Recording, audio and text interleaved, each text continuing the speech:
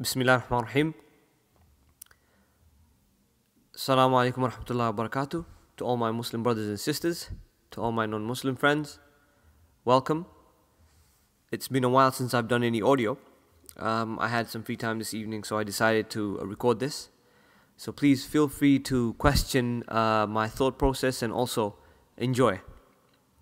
This one is entitled Hypothetically Speaking. What if I could plant a memory in your reality, touch your thoughts with my pain, consider remembrance a destination and I'm your runaway train? Suggestions of your brain corner you to consistent blame.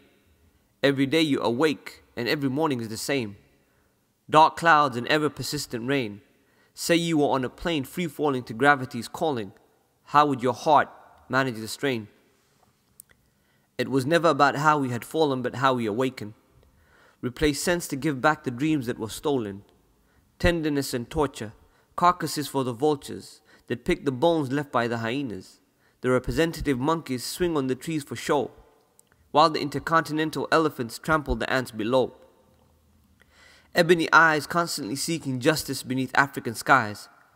Who is my land benefiting? Last I checked, the essence to give my children a bright future was still missing.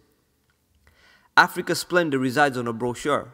Scratch beneath the surface and you enter the realm of the hopeless, governed by the minority of the thoughtless. Feel free to question my thought process, but don't break the mirror because it reminds you of your ugliness.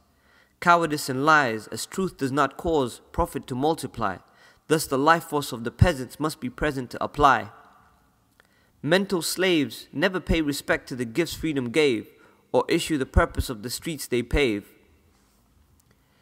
Every honorable story I heard as a child revolved around a shepherd. Then grew up and saw that he was the only one that would fight to save a single sheep from the mouth of a leopard.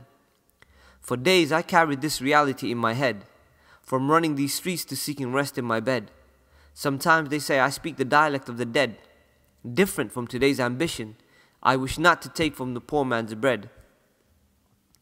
But here we are in a never-changing situation. Why is my livelihood being exported, when industrialization would stop exploitation and give the people the skills of production? We are the forefathers of novelty. Nothing has enhanced this world more than African contribution. How can our children reach their abilities' potential when our elders don't view their deeds as principle? Handshakes and international relations turn beautiful planes into heavy interest-laced burdens. Concave backs along with thoughts of living and nothing to show for in kind. Both eyes functioning yet truly blind, as if your certificate of birth was your death with your sweat signed. Maybe I'm the one who is ignorant and seeing life through a distorted vision. Yet I'm not here to teach a lesson, but to start a truly liberated tradition. Valor does not mean firing ammunition, it means being a father, a teacher. Swimming stops you from sinking in the same way water keeps you amongst the living. The human emotion is not bulletproof. Fed up and torn hearts is the testimony.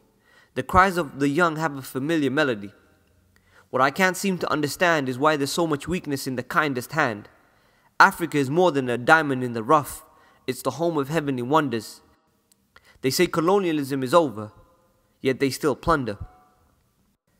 Slavery just changed the old structure. Found me foolish enough to accept their manager because we share the same color. Here I was a few years ago thinking democracy was the answer. Now I weigh my options.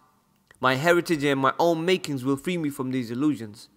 My objective is for us not to object to the truth. Search your history. In those pages you'll find your sovereignty and proof.